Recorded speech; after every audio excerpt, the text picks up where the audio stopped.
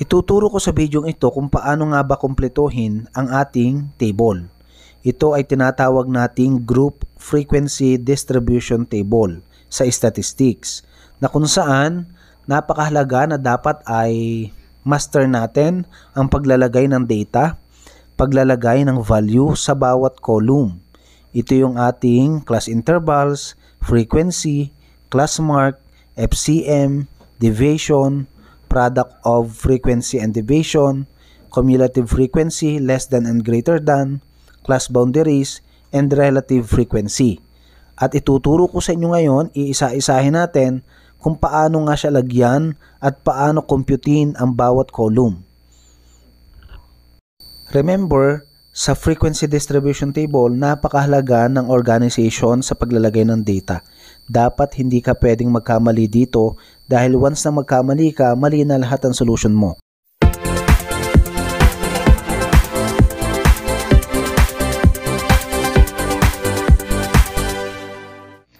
Okay, ang ating first column, ito po ay tinatawag na class intervals. Okay, sa ibang libro, tinatawag siyang class limits. Pwede lang po yon.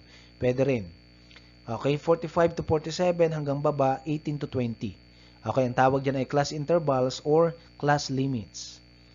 Okay, now, ano yung value ng ating interval? Kapag value naman ang tinanong natin, which is 3, yun yung scope ng interval.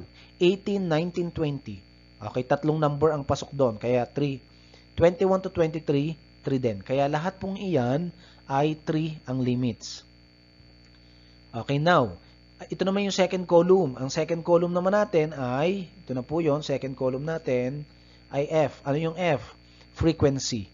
Frequency, minsan ito po ay nanggagaling sa tally scores. Then, ang frequency naman, ito yung numerical score. Okay, for the meantime, wala na tayong tally, nakadirect tayo sa numbers. Okay. Ano ang frequency natin? Ang 45 to 47 daw ay tatlo yung number na number yung frequency doon sa 45 to 47 interval. Sa 42 to 44 naman ay 4. Apat na score ang pasok o belong doon sa interval nating 42 to 44. Ganun po ang function ng frequency. Kung ilang number ang pasok doon sa bawat interval per row. Okay.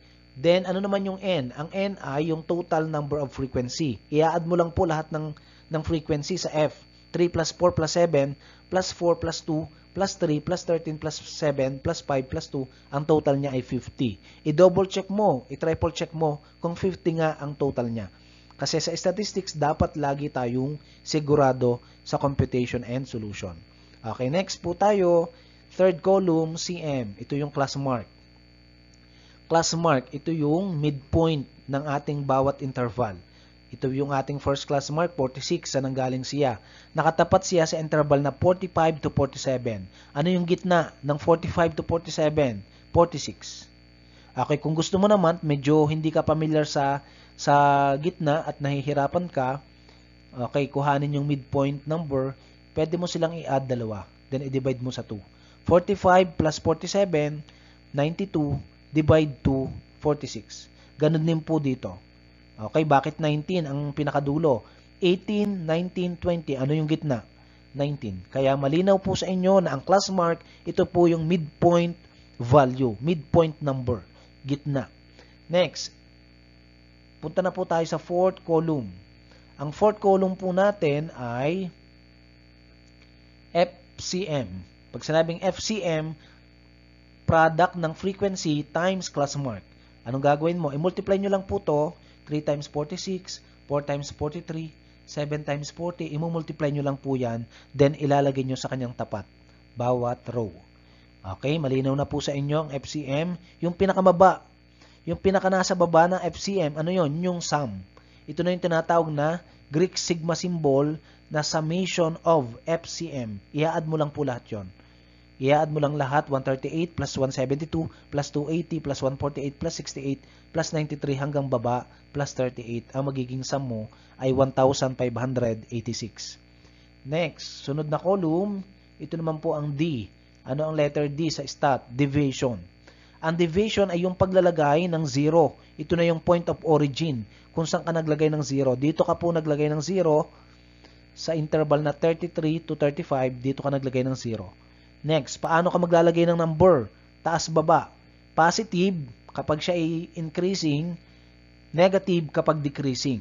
Okay? Ano yung decreasing at increasing sa interval? Kung siya ay ang position ng interval mo ay pataas o pababa na. Okay? Kaya positive 1 sa taas kasi pataas na yung interval natin. 1, 2, 3, 4. Pababa naman, dahil dito tayo, 30 to 32, pababa na yung interval, negative 1, negative 2, negative 3, negative 4, negative 5. Okay, next, FD. Sunod po tayong column. Ano po ang FD?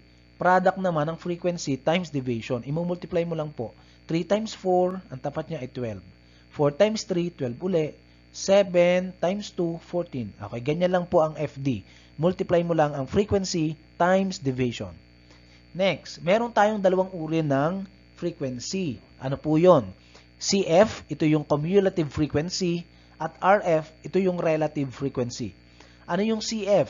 Ang CF ay nahati pa sa dalawang category. Ito yung below or less than, at ito yung greater than or above. RF naman, ito ay tumutukoy lang sa percentage value ng bawat frequency mo per row. Okay. Balik ulit tayo sa CF, less than. Paano kuhanin? Paano lagyan ito, yung CF less than? Since una nga yung less than, below. Doon ka muna magsisimula ng pagbibilang, i-add mo lang siya continuously sa pinakamababa. Ito po yung pinakamababa natin na interval, 18 to 20. Sa tapat niya, ito yung frequency niya, 2. Doon tayo magsisimula ng counting. 2, i-add natin pababa, pataas. 2 plus 5, 7. 7 plus 7, yan, pataas na po yon. Okay, pataas na po ang ating counting numbers. Kaya, pag in-add natin po yon, ang pinaka-top niya ay 50. Bakit 50? Kasi dapat magtatama yung 50 dun sa value ng n. Yung total number of score ng frequency mo. Okay, next. CF greater than, above. Doon ka naman magsisimula sa 45 to 47. Ano ang frequency niya? 3. Doon ka magsisimula. 3 plus 4, 7. 7 plus 7, 14. Okay, hanggang makarating ka naman sa baba, dapat 50 rin ang maging sagot mo. Next. Okay, isunod ko muna ang RF kasi naisama ko na kanina. Relative frequency or RF, ito yung percentage sa bawat frequency. 3. Ang formula niya ay frequency divide n times 100.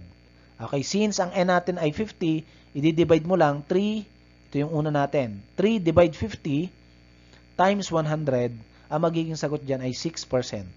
Pinakamadaling shortcut doon ay, i-divide mo muna yung 100%, divide 50. Ang sagot ay 2. 2 times 3, 6%. Okay, ganun lang po. I-multiply lang natin ang frequency sa 2. Okay, sundan natin. 4 times 2, 8%. 7 times 2, 14%. At take note, ang RF, dapat kapag kinuha mo yung sum niya, ay equivalent sa 100%. Ibig sabihin, accurate ang data mo kapag nagtotal siya na 100%. Sometimes, nagfo-fall din sa 99.99, pwede rin yun, lalo na kapag ang iyong data ay may decimals. Okay, next. Sunod pong column natin ay class boundaries. Sa ibang libro, ito po ay tinatawag talagang real limits. Ano po yung real limits? Okay. Ito yung nasa kaliwang bahagi. Yan. Ito po ay tinatawag nating lower real limits. At ang nasa kanang bahagi naman, ito naman yung tinatawag nating upper real limit. Okay, saan po ito nanggaling? Ito po ay nanggaling din sa interval natin dito, sa ating interval. 45 to 47. Sa kaliwa, nagbabawas tayo ng 0.5. Sa kanan, nagdadagdag naman ng 0.5. Ganun lang po ang gagawin mo sa lahat ng class intervals or class limits. Okay, hanggang baba. 18 to 20, sa left, magbabawas ka ng 0.5, kaya magiging 17.5. Sa kanan naman, 20.5. Okay, malinaw na po na naipaliwanag ko na. Okay, balikan ko naman po, are. Ano po yung nandini? Are, sigma symbol na FCM, sigma symbol FD. Okay, ito po ay tinatawag na summation. Greek symbol na sigma na kung saan kinukuha yung sum. Ano yung summation FCM? I-add mo lang lahat ng FCM mo. 138 plus 172 plus 280 plus 148. Ang makuha mo pong sagot ay 1,586. Dito naman sa ating FD, Summation FD, i-add mo lang lahat po yon. Kaya naka-red font yan para malinaw sa inyo na yung red na yon ay sum. In-add mo lang po yung FD. At ang sum nga nito ay negative 38.